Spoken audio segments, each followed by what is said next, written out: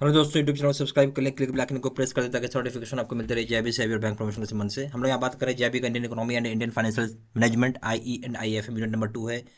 आपका sectors of Indian economy पढ़ रहे हैं। यहाँ छोटा अनाउंसमेंट करना, वीडियो को स्टार्ट करने से पहले यहाँ हमारे पास दो प्रकार की कोर्सेज होती हैं। एक जो होता है जो कि 6 महीने की वैलिडिटी के लिए होता है, दूसरा जो होता है लाइफ लॉन्ग वैलिडिटी के लिए होता है। मर्जी जो चाहे वो कोर्स कर सकते हैं, चॉइस आपकी अपनी होती है। दोनों जगह आपको वीडियो लेक्चर कोर्सेज होगा, केस स्टडी की वीडियो होगा, आपका क्वेश्चन बैंक होगा, मॉक टेस्ट होगा और रिवीजन नोट्स होगा।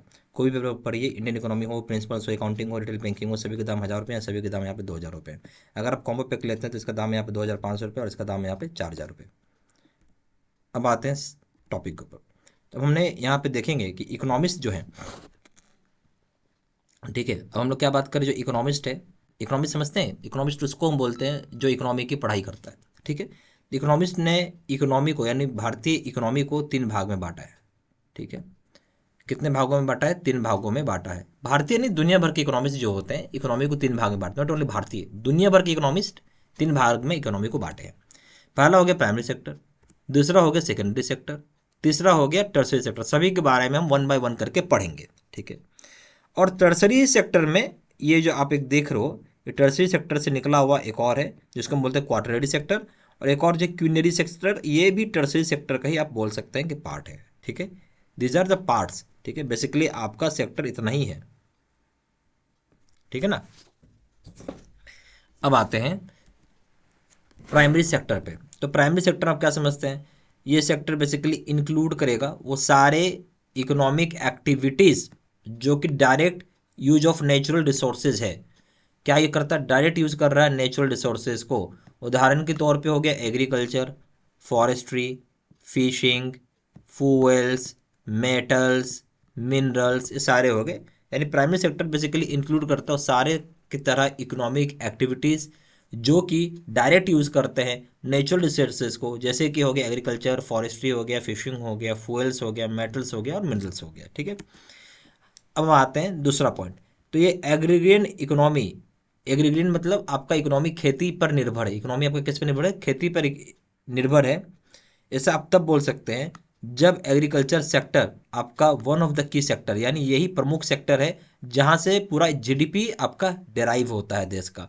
यानी कम से कम 50% का जो नेशनल रेवेन्यू है और जो लिवलीहुड है वो यहीं से आता हो। तो हम बोल सकते हैं एग्रीगेरियन इकोनॉमी तभी आप बोल सकते हैं जब एग्रीगेरियन इकोनॉमी तभी आप बोल सकते हैं कि एग्रीकल्चर सेक्टर से, ठीक है, जो कि आपका की सेक्टर हो गया और यहाँ से 50% से ज़्यादा भारत का नेशनल रेवेन्यू यानी जीडीपी में कंट्रीब्यूट करता हो और लिवलीहुड में, ठीक है। अब हम बात करेंगे यहाँ पे जो प्राइमरी सेक्टर है वो कंस्टिट्यूट क्या चीज़ करता है।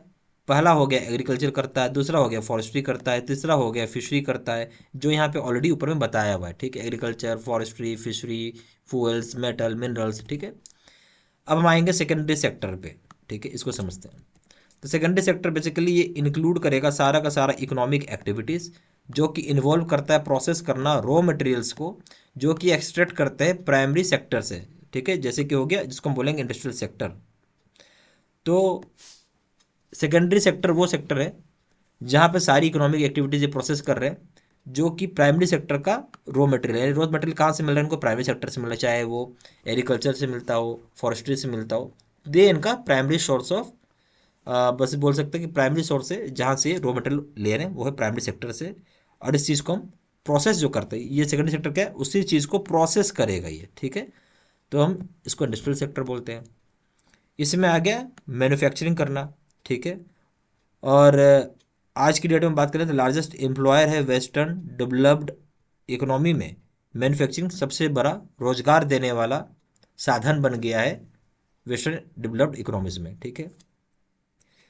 कोई भी इंडस्ट्रियलिस्ट इकोनॉमी है तो अगर इंडस्ट्रियलिस्ट इकोनॉमी आपको बनना है, मान लीजिए किसी को भी इंडस्ट्रियलिस्ट इकोनॉमी बनना है, इसका मतलब ये हो गया कि जो सेकेंडरी सेक्टर होगा वो क्या जनरेट करेगा? सेकेंडरी सेक्टर जो होगा वो जनरेट करेगा कम से कम हाफ, एटलीस्ट हाफ जो होगा कंट्री का नेशनल जीडीपी जनरेट करेगा और एम्प्लॉयमेंट जनरेट करेगा। दो चीज़ जनरेट करेगा, देश का आधा यानी 50% ऑफ नेशनल जीडीपी और प्लस एम्प्लॉयमेंट, ठीक है।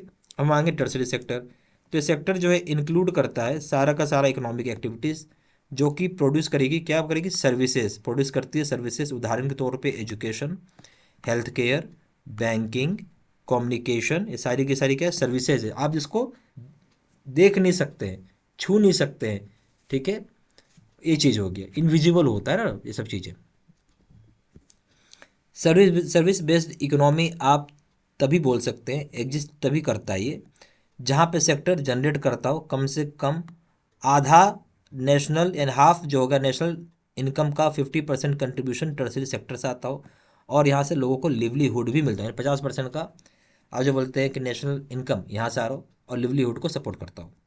हम बात करेंगे यहाँ पे 3 तरह का मेन सेक्टर होता है, क्वार्टरनरी, और इसके साथ जो 3 मेन सेक्टर है, इसके अलावा टर्सरी में पार्ट हो गया जो मैंने अभी आपको बताया, क्वार्टरनरी और क्यूनरी सेक्टर है, ये भी इंट्रोड्यूस किया गया है। बेसिकली ये टर्सरी सेक्टर के सब पार्ट्स हैं, ठीक है, तो आप इसको भी एक फोर्थ में ले लो और इसको फिफ्थ कर लो, ठीक है। बेसिकली ये भी सेक्टर है बट किसके पार्ट है, टर्सरी सेक्टर का ही पार्ट है ये, ठीक है। अब आइए क्यूनरी सेक्टर क्या होता है वो समझते हैं। इसको हम लोग बोलते हैं नॉलेज सेक्टर। क्या बोलते हैं क्यूनरी सेक्टर को? हम लोग नॉलेज सेक्टर बोलते हैं इसको। ये इंक्लूड करता है वो सारी एक्टिविटीज़ जैसे कि होगी टीचिंग, रिसर्च और डेवलपमेंट। नॉलेज सेक्टर में क्या हो गया, कौन सी एक्टिविटी इंक्लूड करता है, टीचिंग हो गया, रिसर्च हो गया, डेवलपमेंट हो गया, ठीक है। आप ज़्यादा इंपॉर्टेंट है यहाँ पे एसेस करना, क्या इसको मतलब हम बोल सकते हैं आप इस बहुत इंपॉर्टेंट होता है क्यूनरी सेक्टर को एक्सेस करना। इससे पता चला कितना स्ट्रेंथ है इकोनॉमी के ह्यूमन रिसोर्सेज में। ये basically intellectual aspect of economy बताता है। क्या बताता है? इंटेलेक्चुअल एस्पेक्ट ऑफ इकोनॉमी, यानी कितने लोग पढ़े लिखे हैं, ये रिप्रेजेंट करता है क्यूनरी सेक्टर। हम इस ग्रुप में इंक्लूड होगा वैसे जो ऑफिस एम्प्लॉयज़ हैं जो ऑफिस में काम कर रहे हैं, ठीक है। अब यहाँ देखिए ग्रुप्स में कौन कौन इंक्लूड होता है, वैसे जो एम्प्लॉयज़ ऑफिस में काम कर रहे हैं, ठीक है, आपके एलिमेंट्री स्कूल्स, यूनिवर्सिटी क्लासरूम्स, ये सारी चीज़ें आ जाएंगी, hospitals, physician offices, theatres, accountancy, brokerage, business and so on, ठीक है। ये सारी की सारी क्वार्टरली सेक्टर का पार्ट है। अब आएंगे क्यूनरी सेक्टर, तो यह इंक्लूड करता है एक्टिविटीज़, ठीक है, ये जो इंक्लूड करता है एक्टिविटीज़ जहाँ पे जो की चॉइसेज हैं आप वो कर सकते हो, जैसे आप समझते हैं। ये highest level of decision making होते हैं। ये क्या इंक्लूड करता है? इंक्लूड करता है highest level of decision makers, ठीक है, चाहे वो गवर्नमेंट में हो, ठीक है, जिसमें इंक्लूड कर लिया गया है ब्यूरोक्रेसी को भी, ठीक है, या फिर प्राइवेट कॉर्पोरेट सेक्टर हो। तो बेसिकली इंक्लूड करता है highest level decision makers government में, जिसमें ब्यूरोक्रेसी हो जाएंगे और प्राइवेट कॉर्पोरेट सेक्टर्स हो जाएगा।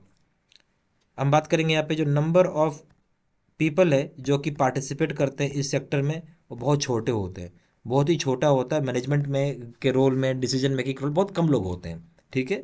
इसलिए हम इसे ब्रेन के रूप में भी रिगार्ड करते हैं। क्या बोलते हैं? हम ब्रेन बोलते हैं, रिगार्डेड इज ब्रेन, ठीक है। इकोनॉमी के चलाने के पीछे, इकोनॉमिक का जो सोशो इकोनॉमिक परफॉर्मेंस है उसके पीछे जो ब्रेन है, ये क्यूनरी सेक्टर का ही लोगों का ब्रेन है, ठीक है। उसके बाद यह बोलता है ग्रुप जो होता है इंक्लूड करता है ऑक्यूपेशंस, जैसे कि हो गया सीनियर कंपनी के एग्जीक्यूटिव्स, गवर्नमेंट ऑफिशियल्स हो गए, रिसर्च साइंटिस्ट हो गए, और फाइनेंशियल और लीगल एडवाइजर्स हो गए। तो ग्रुप जो होता है इंक्लूड करेगा ऑक्यूपेशन हो गया, जैसे कि सीनियर कंपनी एग्जीक्यूटिव्स हो गए, गवर्नमेंट ऑफिसर्स हो गया, रिसर्च साइंटिस्ट हो गया, फाइनेंशियल एडवाइजर्स हो गए, चाहे लीगल एडवाइजर्स हो गए, इस तरह के लोग आ जाएंगे इसके अंदर, ठीक है। अब हम लोग ये जानेंगे क्या क्या अंतर है, यानी हम लोग डिफरेंसेस की यहाँ बात कर रहे हैं बिटवीन टाइप्स ऑफ सेक्टर। यहाँ हो गया प्राइमरी सेक्टर, यहाँ हो गया सेकेंडरी सेक्टर, और यहाँ हो गया tertiary sector, okay.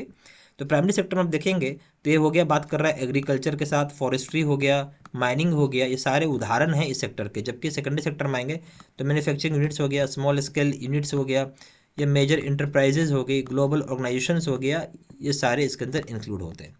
Tertiary sector में आएंगे तो जो बेसिकली इन्वॉल्व करेगा बैंकिंग, इंश्योरेंस और कम्युनिकेशन हो गया। प्राइमरी सेक्टर को बोला जाता है एग्रीकल्चर और एसोसिएटेड सर्विसेज, हम लोग क्या बोलते हैं? एग्रीकल्चर और एसोसिएटेड सर्विसेज बोलते हैं। सेकेंडरी सेक्टर में आएंगे तो इसको इंडस्ट्रियल बोलेगा, मैन्युफैक्चरिंग सेक्टर बोलेगा, ठीक है, प्यार से हम लोग उसको मैन्युफैक्चरिंग सेक्टर भी बोलते हैं। और ये तो खैर सर्विस सेक्टर के रूप से हम जानते हैं टर्सरी सेक्टर को। प्राइमरी सेक्टर जो होता है प्रोड्यूस क्या करता है या प्रोवाइड क्या करता है? आपको रॉ मटेरियल्स प्रोवाइड करेगा, ठीक है, जिससे कि आप प्रोड्यूस कर पाएंगे गुड्स और services.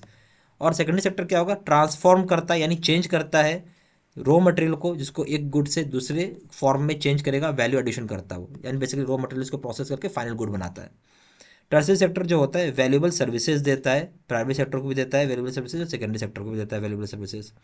Primary sector basically unorganise form में होता है। कैसे होता है? अनऑर्गेनाइज्ड होता है, ठीक है, और ज़्यादातर यहाँ पे एम्प्लॉय होता है पुराने मेथड से काम लिए जाते हैं। सेकेंडरी सेक्टर जो होता है ऑर्गेनाइज्ड होता है, और एम्प्लॉयज़ जो होता है इफिशियंट होते हैं, एम्प्लॉय जो होंगे ज़्यादा एफिशिएंट होंगे प्रोडक्शन मेथड के लिए। और अगर टर्सरी सेक्टर में जाए तो ये वेल ऑर्गेनाइज्ड होता है और ये यूज़ करता है एडवांस लॉजिस्टिक टेक्निक्स जहाँ पे कैरी आउट कर सके हम टास्क को। प्राइमरी सेक्टर की बात करेंगे, जितनी भी डेवलपिंग इकोनॉमीज़ है जैसे कि भारत हो गया, ये सेक्टर एम्प्लॉय करता है लार्ज नंबर ऑफ पोर्शन को वर्क फोर्स में। अगर आप कंपेयर करते हैं किसी भी डेवलप्ड कंट्री से, यानी हमारे देश क्या है डेवलपिंग कंट्री, तो आप यहाँ पाएंगे कि ज़्यादातर लोग जो जॉब कर रहे हैं या जो नौकरी कर रहे हैं या काम कर रहे हैं वो एग्रीकल्चर क्लाइंट में काम कर रहे हैं। ठीक है, सेकेंडरी सेक्टर में आएंगे तो इस सेक्टर में क्या चाहिए, सेक्टर को चाहिए सेट ऑफ टैलेंट चाहिए, जैसे कोई मशीन चलाना उसमें टैलेंट लगेगा, तो एम्प्लॉयमेंट रेट उसी के हिसाब से इक्विलिब्रियम में रहता है।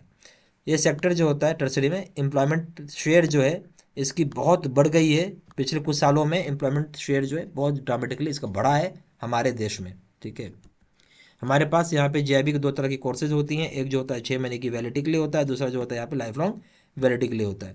दोनों जगह आपको वीडियो लेक्चर कोर्सेज हो जाएंगे, केस स्टडी का वीडियो हो जाएगा, क्वेश्चन बैंक हो जाएगा, मॉक टेस्ट हो जाएगा, रिवीजन नोट्स हो जाएगा। अगर इसमें से कोई भी पेपर करते हैं आप, इंडियन इकोनॉमी हो, प्रिंसिपल्स अकाउंटिंग हो, चाहे रिटेल बैंकिंग हो, सभी के दाम 1000 रुपये हैं, सभी के दाम 2000 रुपये है। कॉमो पैक लेंगे इसका दाम है 2500 रुपये, इसका दाम है यहाँ पे 4000 रुपये।